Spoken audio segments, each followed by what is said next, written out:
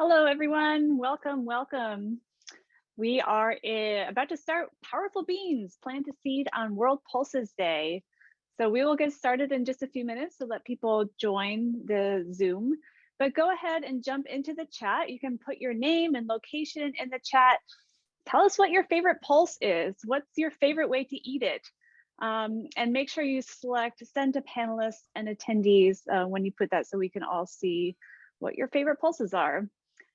Today we have Spanish interpretation from Topacio Hernandez. Thank you. Gracias, Topacio, for being here. And I'll let you explain how to access the interpretation. Muy buenas tardes. I will just make this announcement. Welcome to everybody. Thank you so much for having me. I will be making this announcement in Spanish for all of you in Spanish that are here with us participating. Muy buenas tardes. Tenemos hoy interpretación en español para este evento. Si usted necesita de estos servicios, solamente necesita buscar abajo de su pantalla donde habrá una burbujita abajo que dice inglés a español. Haga la selección de español y estará en el cuarto de español con todo traducido a su lenguaje. As I gave the instructions in Spanish, if you would like to listen to this in Spanish, but you know English as well, you just need to switch over to the Spanish selection on the bubble at the bottom of your screen, and you will have live Spanish interpretation. Thank you. Gracias, Topacio. Thank you for being here. Once again, please jump into the chat and tell us where you're calling in from. It's always nice to see where people are hailing from. We have Kathy from Martha's Vineyard. Kathy loves them all. She's writing an article about beans for an environmental magazine. Welcome, Kathleen from Prescott, Arizona. We have Kelly from New York City. Welcome, welcome. We will begin in about 2 minutes here. Roberta from Chicago. We have Julie from Mississippi. Welcome, everyone. Welcome to Carol from Sonoma County, Robin from Washington, and Kathy from Sonoma County. Welcome to everybody. Thank you. Fernando and Willow, Brian and Molly. Welcome to everyone. Once again, this is the Slow Food USA and FAO North America webinar called Powerful Beans, Plant a Seed on World Pulses Day.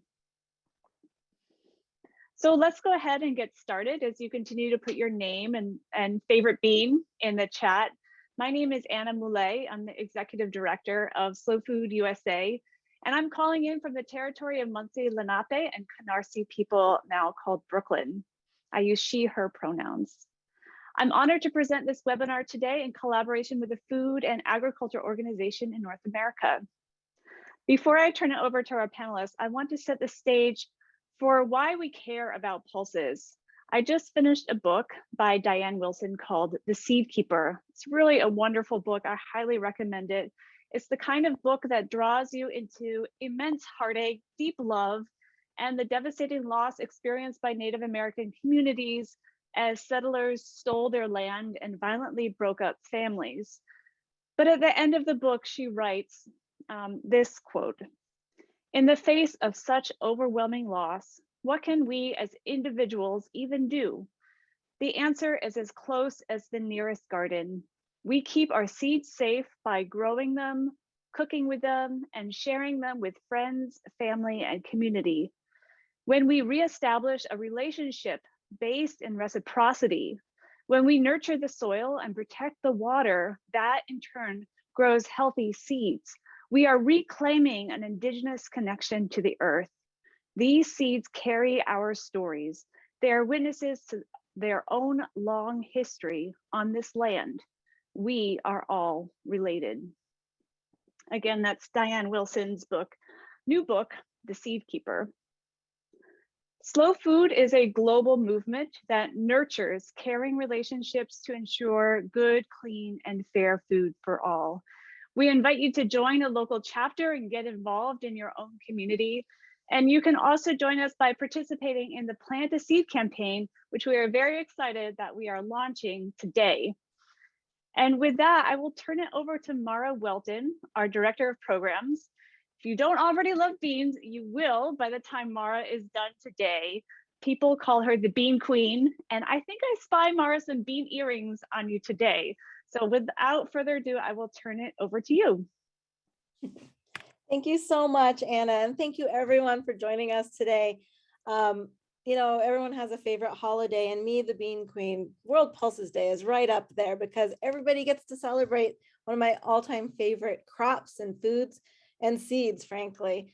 Um, I I'm a retired farmer, actually. My husband and I had a 2.5 acre farm up here in Vermont, which is where I currently live. I hail originally from the Southwest, so my heart lies all over the place, and every region of this amazing land has so many amazing beans that really represent the biodiversity that can happen in a garden or happen just in a landscape. I love beans so much for those reasons, for their biodiversity and soil building properties, but they're also just frankly beautiful and delicious. So as we can all attest, I think we're all bean enthusiasts who are here today. So the Plant to Seed kit and the Plant to Seed campaign that we're going to talk about today really does highlight why beans are so important globally. And I think we can all get behind the fact that they are delicious and beautiful, but what do they do for us? And as a campaign, it's normally in the slow food history, it has been just a springtime campaign where we created a kit that had a whole bunch of different seeds in it, showcased from the Ark of Taste, which is our catalog of endangered and special varieties of crops and breeds and seeds. But this year we just took a different tack because in the world of slow food, there are a lot of different slows. There's slow cheese, there's slow wine, now there's slow beans. And I thought, you know what, let's just feature beans because there's so many of them. They grow so well all over in all the landscapes. They're very adaptable, and they can teach us a lot about climate, health, and food justice, which are things that we're very concerned about with slow food. So I'll talk about it as a campaign, and I'll talk about it as a kit. And then as Anna mentioned, we're launching the whole campaign, and the kits will be available after today's session. And we're going to give away about 30 kits today to a bunch of folks who are, we have almost 100 people on the call today. So 30 of those kits will go to those of you if you register for that. And later in this talk today, Brian will put that link in the chat for us. But back to the campaign. Plant to Seed as a concept is going to bring together the entire network of slow food and whoever wants to join, doing 3 things. The first thing is preserving biological and cultural diversity. Beans are particularly well poised to teach us really about climate adaptability. And we really want to introduce these new varieties to gardeners. There's, like we've mentioned, there are 6 beans in this kit. They are all on the Ark of Taste, and they are all sort of representative of the different regions across the country.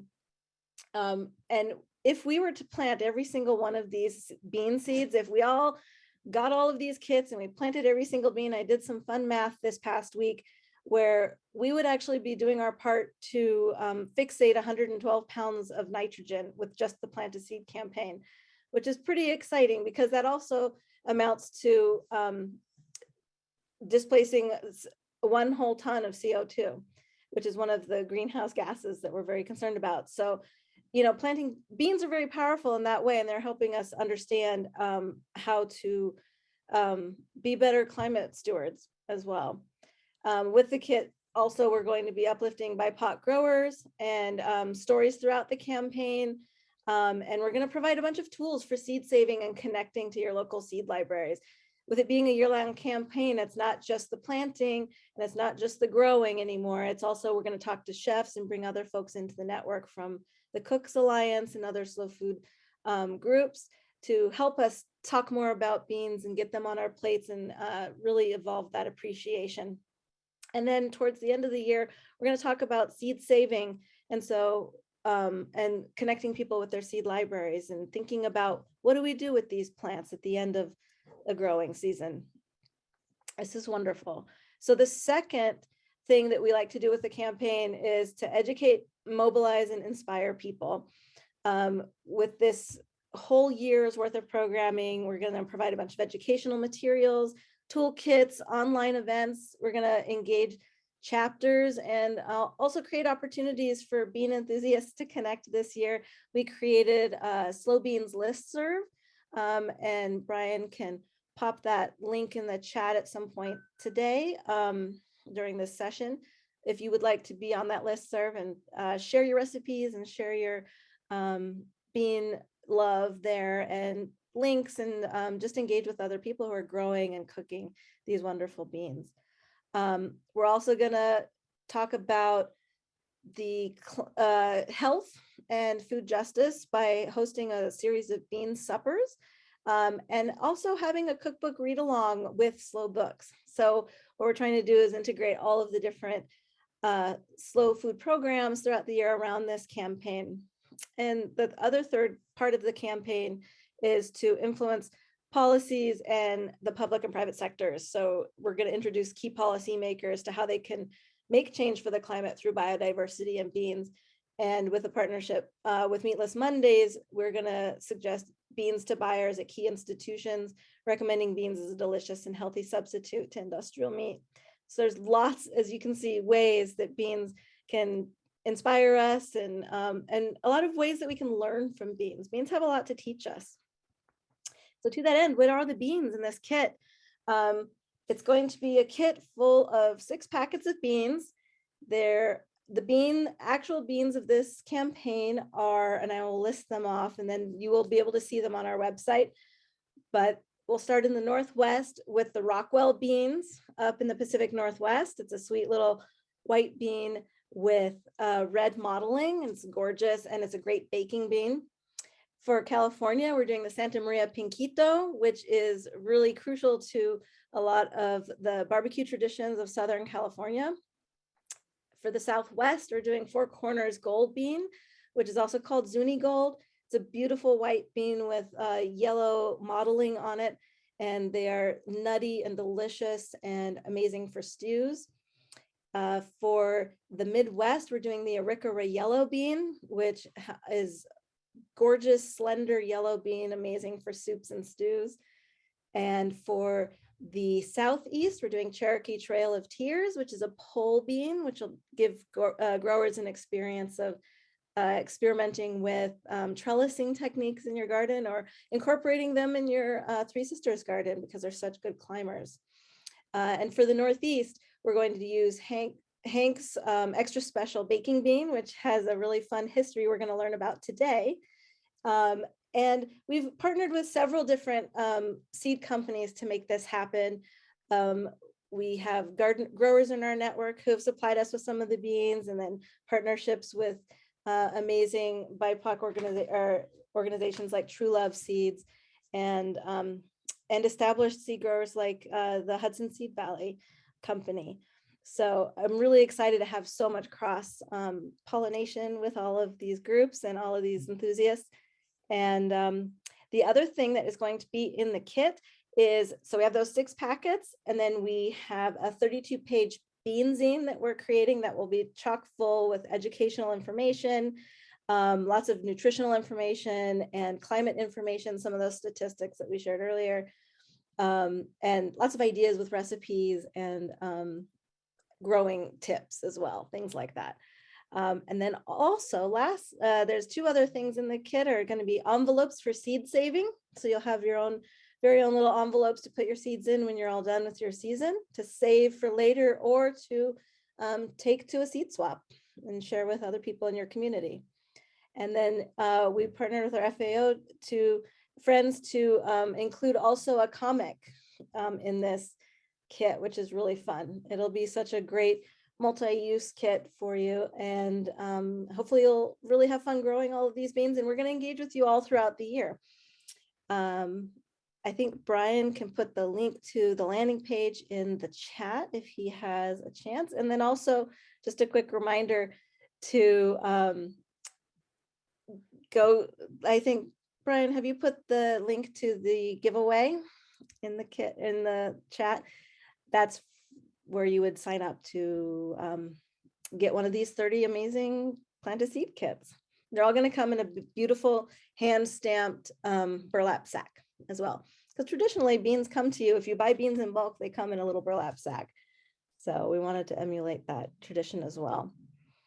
So as you can tell, I'm very excited about beans. I'm excited about engaging with everybody this year around beans and learning how people use them and grow them and share them with everybody. Thank you so much, Mara. I'm so excited for the kit this year. You know, we've done this campaign now for 6 years. This is our 6th year doing the kit. And beans are wonderful because they're also easy to grow. You know, my son comes home from school every year with a little tiny bean sprout. So it's something you can plant all year and enjoy some new flavors. Thank you so much. Thank you.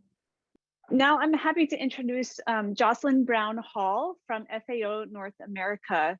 This is actually the 3rd year we have partnered with the FAO. Last year, some of you may remember, we published this recipe booklet together that featured many Native American chefs called Recipes from Turtle Island.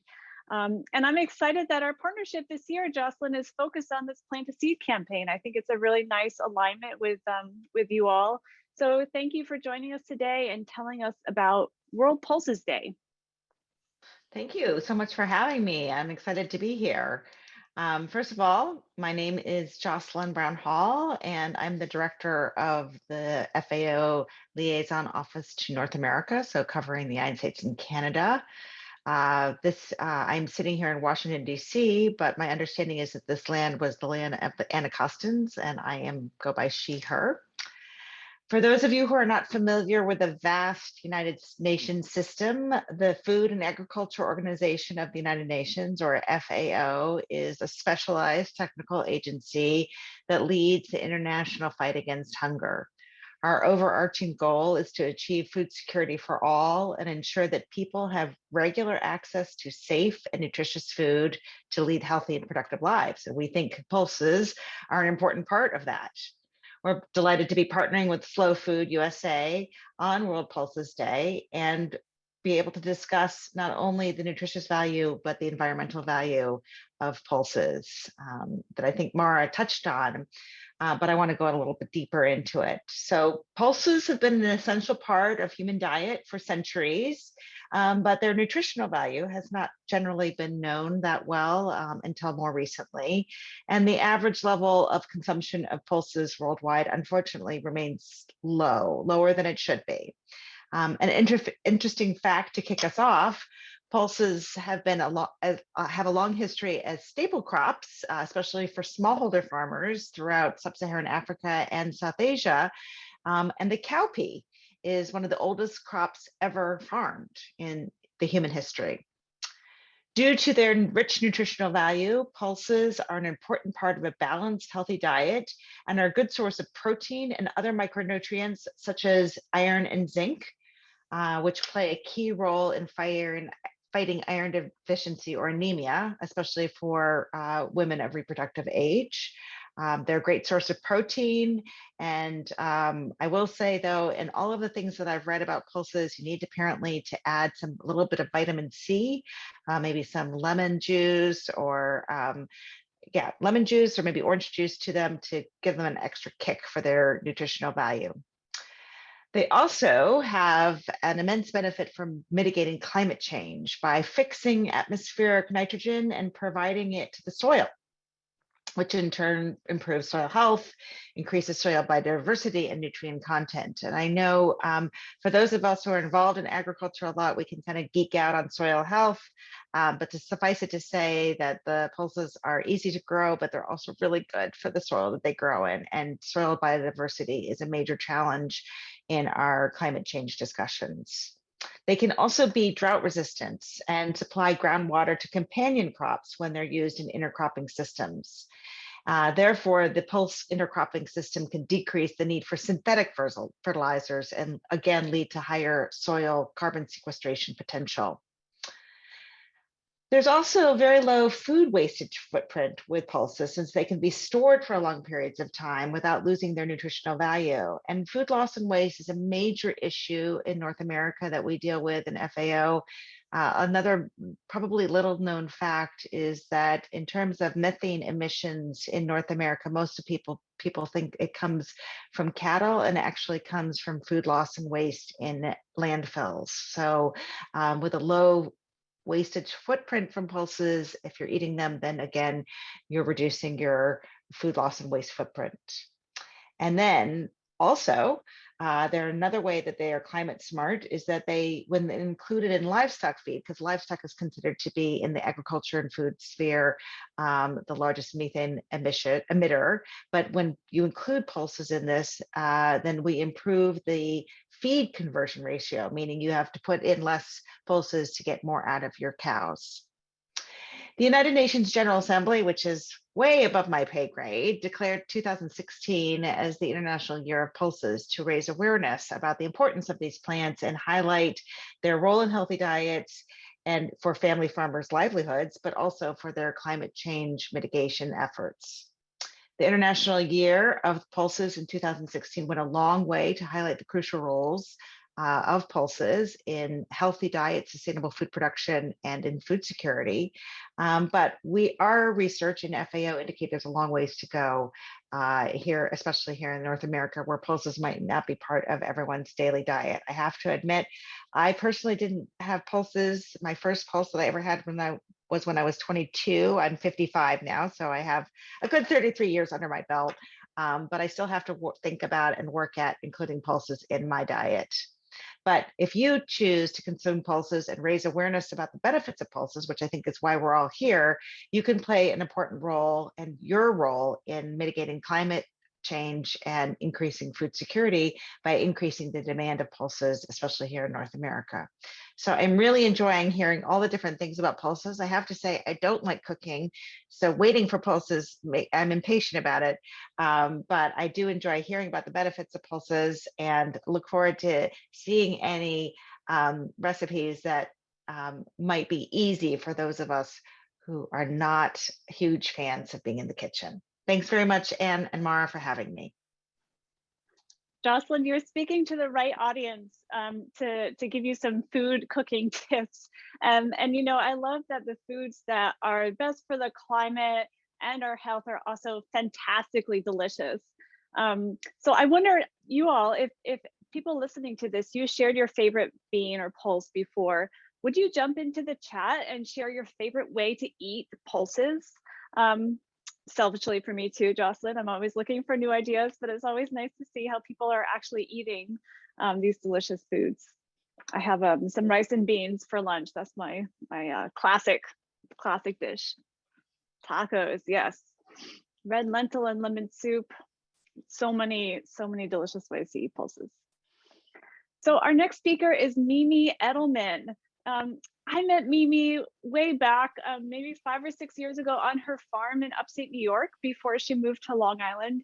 And she just won me over with her passion for farming, her passion, her knowledge for biodiversity, and just her generous spirit about her. So Mimi, thank you so much for joining us today. And I will hand it over to you. Thank you, Anna. I remember those first days when you came on board with Slow. The best. I cherish them very much. My name is Mimi Edelman. I'm a farmer and have the honor of being the chair of the Arc of Taste in the Northeast region of our country. My farm is a small-scale organic biodynamic farm, and we specialize in growing heirloom and global harvests. I relocated to the North Fork of Long Island a few years ago. We are 5 years now in Orient Point, the very tip of the North Fork of Long Island, and surrounded by the forces of the beautiful waterways here in New England. The seed that our farm sources are always important to us, as well as our stewardship of the soil. We're looking for seed savers and sources that honor the Safe Seed Pledge, that are engaged in clean land stewardship, that are very transparent in the process of their saving and offering of seeds, And we also wish to support the seed savers that are working to repatriate seed to the indigenous and African communities. Beans play a really big role, both in our seed plan and our field. I would say they're about a third of what we harvest each and every season. We have a bean for the spring. We have beans for spring, beans for summer, and beans for fall. And their origins stretch from Asia, Europe, America, and we especially embrace French and Northern Italian beans. Beans are a great soil building partner on our farm.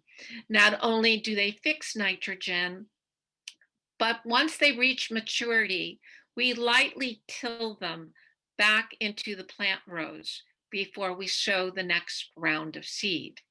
So they're very good partners on the farm. And though over the years, I've participated in seed swaps, the growing of the Northeast Hank's extra special bean was my first expansive journey into seed saving. And talking to you about Hank is like talking about an old friend, because the bean came to Ken Green of the Hudson Valley Seed Library, and it was brought to him by Hank's daughter. And it was that bean that inspired Ken to reach out to Glenwood in Cold Spring, New York, in the Hudson Valley, and a number of farmers and chefs. We all had the aspiration of supporting this bean that had only existed in a very small quantity. The project we formed together was called Kitchen Cultivars, and it was founded to preserve the diversity of the Hudson Valley with a rich agricultural lineage and evolution. The research was done firstly to see if Hank would qualify to be an ark of taste food. And certainly with the small quantity that we had, the underappreciated and at-risk number of seed allowed it to be falling under the at-risk, and the history dating back to the 1940s, 1950s further inspired the research to complete the profile on this bean. Let me tell you a little bit about Hank. Hank was a farmer in Ghent, New York. He was a tinkering plant breeder, and there was something he discovered as he was growing beans for drying and for winter storage, that they didn't quite keep the essence, the enlivenment that he was looking for. And his palate was comparing these beans to a dish his grandmother would create. This dish was on every family holiday table, as well to church gatherings. It was a slow cooked dish that became their signature dish. And what Hank noticed was that the beans had very little flavor. What he remembered as a child was their buttery nutness, that little bite with the teeth, and then that creamy texture coming out from the mouth. And so he bred what has come to be known as Hank's extra special bean. So he only had a few pounds and a handful of farmers with the daunting task of growing Hank in our fields. And Kitchen Cultivars project was not only growing out a seed, trialing a seed, but it was also taking records from all the farmers throughout the Hudson Valley on the challenges and rewards of growing this bean. And the chefs were waiting patiently till the late fall to receive what we winnowed and threshed and winnowed for them to prepare. A number of the seed went into Hudson Valley Seed Library's vault. The other found its way to tables of chefs throughout the Hudson Valley. And they were all given the task of their individual interpretation of a cassoulet using Hank's bean, a low simmering bean dish. So in autumn, throughout the Hudson Valley, you have the opportunity to taste Hank. And for all of us who were involved in the project, we had never tasted Hank before. So in further celebrations at the Brooklyn Museum of Food and Art, where we had an earth market, a panel about kitchen cultivars and the arrival of Hank into our farms, and we offered the chef's tastings to our audience. And it was even judged by a visiting French chef who was going to Jimmy's 43 in New York City. Some of you may fondly remember Jimmy's 43 as a great spot for local eating. And Hank did not disappoint. It was an absolutely delicious bean. It was a hardy grower and very adaptable to our different soils and climate throughout the Hudson Valley. I think it would be a wonderful choice for a home gardener to have Hank, whether they enjoy it fresh or can savor and wait till the winter time for a low simmered dish. I'm very excited that Hank has been chosen to be part of the 2022 Plant to Seed campaign. The Arc of Taste is a project you may all be familiar with. It's a global initiative to preserve foods that may be disappearing from our plates. When you research an Arc of Taste food, you encounter history, trade, strife, struggles, folklore, traditions, ceremony. And in my most recent research of a heritage northeastern apple tree, even a dream that appeared to a merchant who got an apple tree sapling from the king of Persia. So it's a wonderful way to profile foods that are underappreciated, at risk, and visit them like we're visiting them today and continue their legacy. For me, the experience of growing Hank and participating in the Grow Out for Hank's Bean was a very intimate one.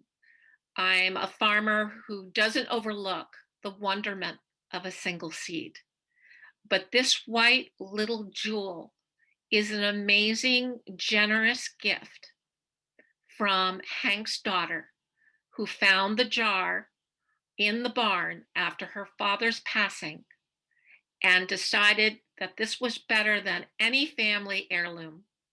It remembered and honored her father, his joy of the earth, and nourishes all. Thank you. Mimi, that was an amazing story. Thank you so much for sharing it. You're sharing your experiences. I can't believe you a dream as part of your research. That's incredible.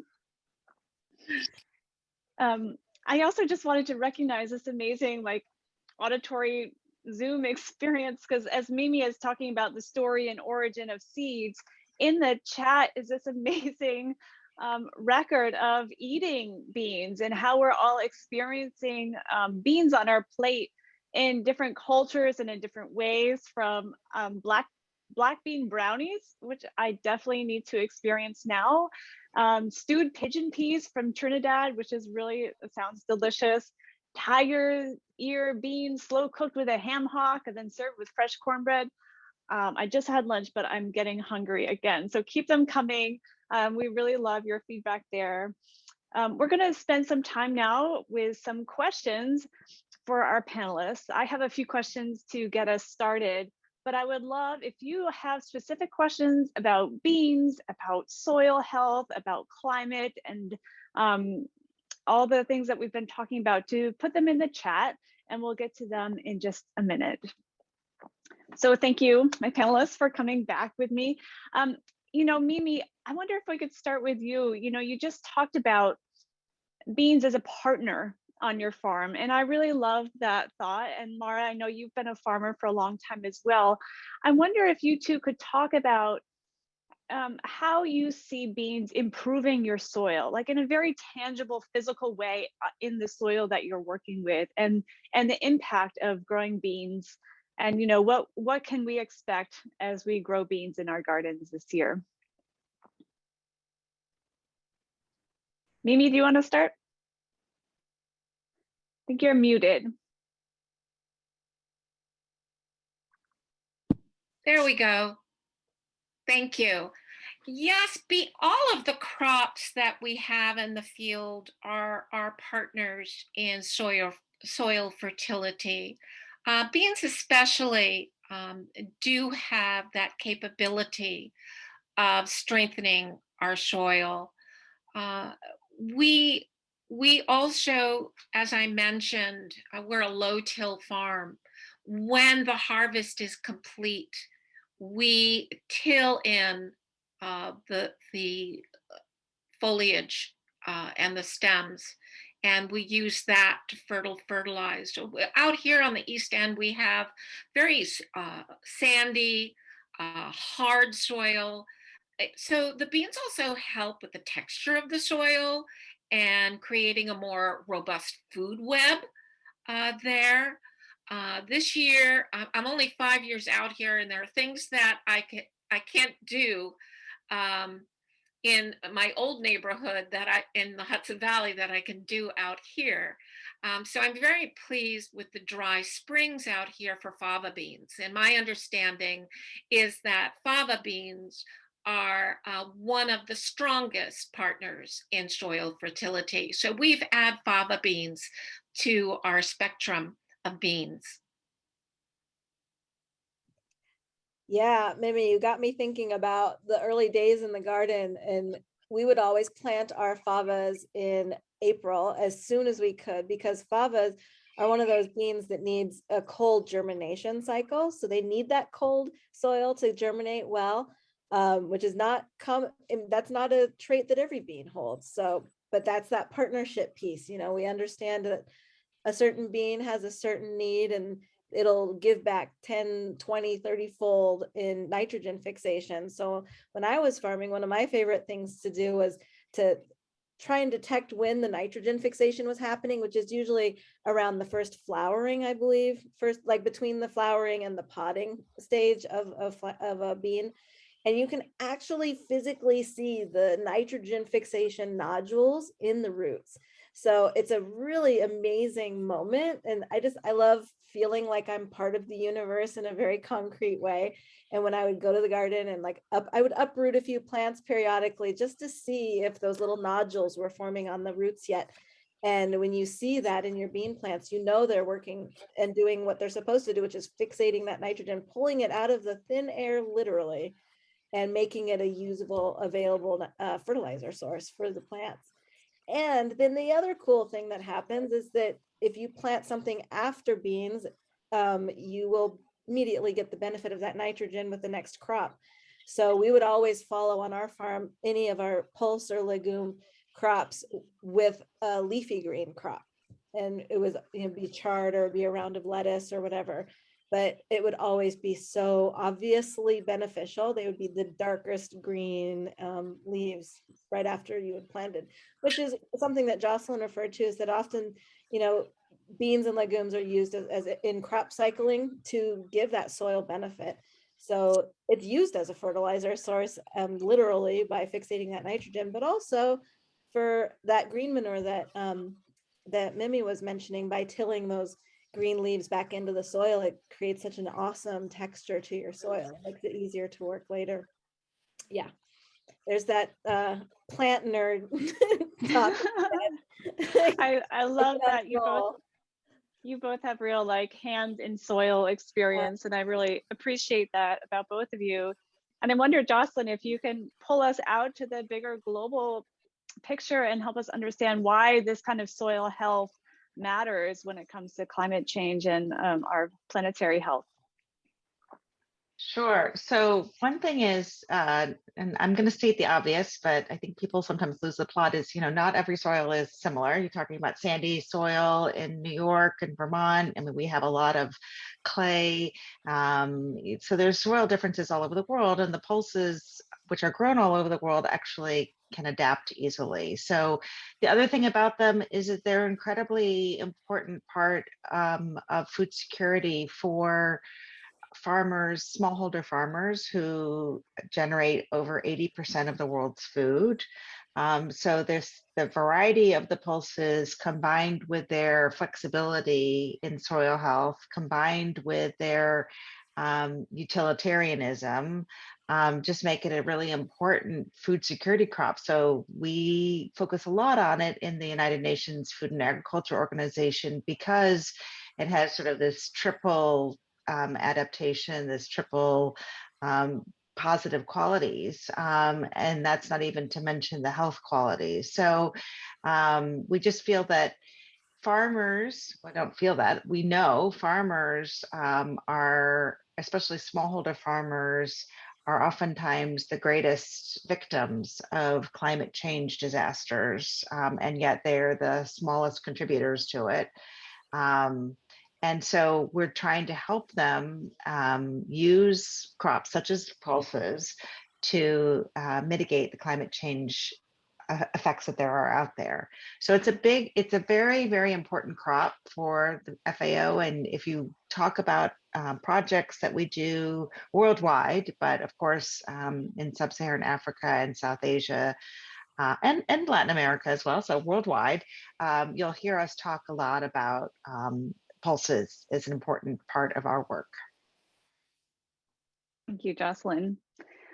I want to turn now to thinking about pulses and beans as part of food justice and food access. Jocelyn, you mentioned this just recently, but Mimi, I want to go back to something you were talking about with the matriation of seeds, and I wondered if you could share a little bit about your experiences with that kind of work. Yes, thank you. Well, last winter, that's when our Arc of Taste committee, we have about 6 members of our Arc of Taste committee who review from all components of agriculture the profiles of foods that we think meet the criteria. And I'm sorry, I just got distracted for a moment. People might not know what rematriation means. Could you maybe start with just a description of that? So I'm not quite sure I can give a description of that. I'll be honest with you. So last winter, we decided, along with our guidance from Slow Food USA, to decolonize, which is another word I don't know if I know the definition of. I mean, for me, those 2 words in my effort to go through the Northeast Arc of Taste foods that are on the global catalog was to seek out the origin of whether they were from an indigenous, African, or Black American origin. Those seeds are stories that I can't tell, and they need to be enriched by the true storytellers. So what we have done is we've removed at this time all of the seeds from the Northeast that have that vital connection that has been broken from the people who are the true seed keepers. Now, what comes next? I'm sure on a national and even international level, Slow Food will work with those communities to bring them into enriching those profiles. So that's been my contribution. Hardly qualified, but it was an No, and I know Mara has been in these conversations a lot as well. Mara, is there anything you'd like to add here? Well, as to the phrase rematriation and what that even means, the idea is that, you know, through colonization and settler colonialism, a lot of these varieties have been sort of taken out of their communities of origin and maybe sold to seed companies who then adopt them as their own, but without the permission of those communities. So there are efforts out there right now to rematriate, which is to bring them home to their motherlands, bring those seeds back to their communities of origin, and basically have them take ownership of them again. So there's a lot of projects. I know Seed Savers Exchange has been key in doing a bunch of seed rematriation projects. There's so many in our country, but and the word rematriation, and you know, it speaks to how many seed keepers are women across the globe. And rather than saying repatriation, which is bringing it to your home country, I think is usually what that phrase means. We have collectively decided to use the word rematriation to honor the women seed keepers who hold these seeds and keep them for their communities. Thank you, Mara. Of course, seeds are integrally connected to land, and land access and theft of land is so much a part of the origin, the story of the United States and what has happened in this country. So I think these are all part of the things we need to be thinking about as we think about seeds. Where do these seeds come from? Who owns that land? Who has access to that land? How can we give back to that land and to those peoples? I want to turn to a few questions from you all. Thank you for the questions you submitted so far. Someone was asking for a quick how-to for seed saving in 2022 gardens. And thankfully, beans are one of the easier seeds to save. But I wonder, Mimi or Mara, if you want to give a quick 101 for how you would save these seeds.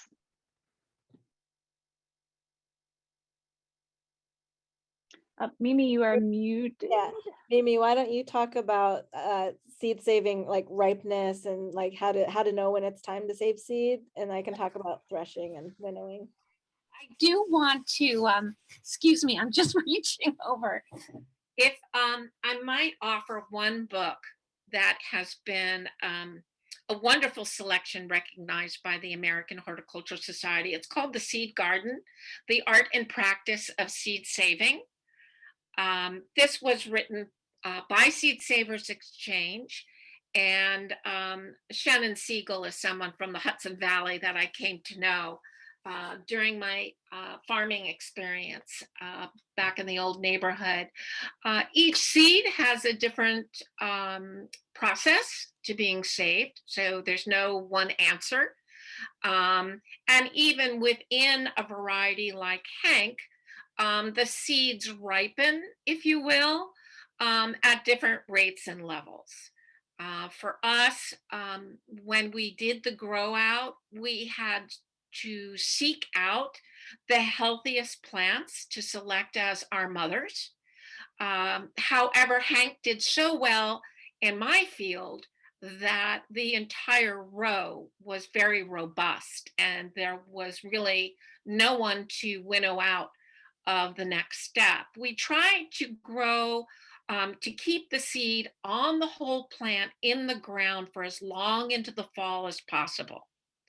However, if it got wet, it would immediately be pulled out, the whole plant, roots and all, there goes those nodules, and stored in a dry barn or dry air ventilated place until they completely turn that papery brown.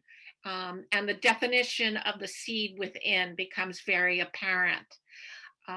And once that's complete, Mara will take you through the drumming and dancing phase. Yes. So Harvesting beans for seed is one of my favorite things to do because it's just plain old fun. You can do any version of this depending on what the seed sort of tells you it wants to do. Some bean seed pods need to be encouraged to open so that you can get at those little seeds. And one of the ways that I've done that in the past is just like spread all my seeds on a tarp, or all my bean pods on a tarp when they're in that fully dry stage, and literally just dance on them or stomp them or beat them with a broom or something like that to encourage those pods to split open, and they like spiral open and then release their seed.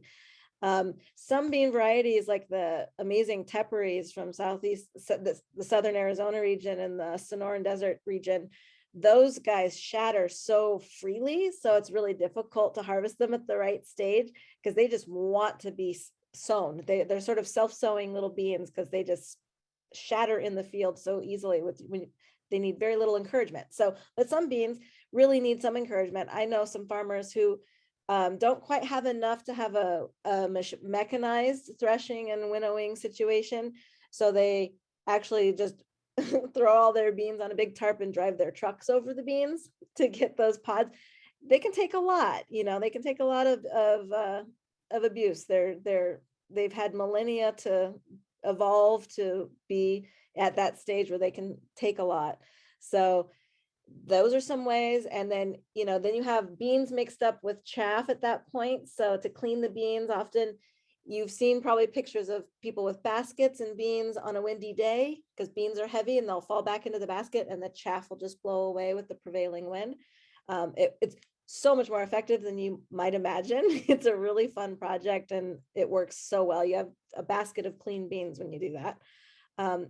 If it's rainy in the fall and you don't have really nice windy dry days to do that, box fans work great too. I've done that system as well, where you do the same thing but have a fan. You create your own prevailing wind. What other ways am I missing, Mimi? There's so many. Sounds like a good way to get a lot of people together and get kids and everyone involved in seed saving. It's amazing. Great. Okay, well, it's coming down to the hour here. I wonder if anyone has last remarks to make, Jocelyn or Mara or Mimi, before we kind of wrap up and talk about next steps. I do want to talk a little bit about pulses versus beans versus legumes, just to sort of clear the air on what the difference is there. Legumes is the umbrella term. So every single one of these things we're talking about today are legumes. They're all part of the same family. Under legumes, that's when we start breaking it up. Beans are, well, to simplify it, you have your legumes. Beans are all sort of the fresh eating, and legumes also refers to like green bean stage as well, but so does the word bean. But when you're talking specifically about dry beans, you're talking about pulses. So beans that you would only eat as a dry bean. So like lentils are a good example of that, a pulse. But chickpeas fall under that. You could technically call dry pinto beans pulses as well if you're using them at that stage. But if you're using a green bean stage, which is the immature stage of a bean, you're just talking about legumes or beans. Thanks, Mara. Maybe we should have started with that, the brief, the map of pulses. That's fantastic. And the beans in our kit, you've talked about this before, it can be eaten green, or you can wait and have the dry beans. That's right. Yep. Or you could have them as shell beans, which is like halfway between a green bean or a dry bean. It's another delicious way to eat them. Amazing. I wanted to mention, I put some information, some guidelines, some further information for our participants in the chat, everything from the nutritional quality of beans to, sort of the history or some of the planting. And there's also a cookbook. The Food and Agriculture Organization is a vast organization, and sometimes you don't know what's in your own organization. So that was news to me on the cookbook. But I just wanted everyone to be able to see that. And then there's also a little piece there on people may or may not have heard that this year was the food, or September 2021 was the Food Systems Summit. And that's where the Secretary General of the United Nations pulled together different partners on looking at agriculture and food systems as systems, not just planting or processing. And in that, there was a whole section about Indigenous peoples, and there's a story in that I posted in the chat about Indigenous peoples and or an Indigenous person and her work in pulses. So I hope you take a look on that. That's an area that we're quite involved in FAO North America with Indigenous people and First Nations people in Canada. Thanks. Super. Thank you so much, Jocelyn. I wanted to let you know that thanks to the FAO partnership and that giveaway that we announced at the beginning, we've already had 44 entries for the giveaway. So thank you so much, FAO, for making that possible, that giveaway. And we'll let the people know if they won. We'll do a little drawing. So thank you for that. These seeds will also be given for free to some select school gardens as an effort to make sure that kids and teachers who've been working so hard have free access to these beans as well. And there'll be a there's a link that Brian will put in the chat. If you join the mailing list for that, you'll be notified about those seeds. The rest of the kits will be selling, and we this year are adding on an Indigenous royalty to these kits. So, in recognition and appreciation of the many Native American seed keepers and breeders whose seed relatives have endured and continue to sustain us all on Turtle Island, 10% of each seed kit will be returned to the Indigenous Seed Keepers Network in acknowledgement of that kinship. So I'm really excited for the kit this year. I think it has a lot has deep roots, and I'm really excited to try them myself, these beans. So thank you, Mara, for all your work curating this amazing family of beans that are hard to find otherwise for the campaign this year. And I wanted to give a big thanks to Mimi and Jocelyn as well for joining us on the webinar today. Thank you to the people behind the scenes, Brian, Michaela, Topacio, and Robin for helping us put this all together. Thank you to the attendees. Thank you for joining us today for your hour of your time. And I really hope that you will engage with us in this campaign. Talk about beans, cook beans, eat beans, enjoy the power of pulses. So with that, we will say good afternoon. Enjoy your beans, enjoy your pulses, and we will be in touch. Thank Thanks, you, everyone.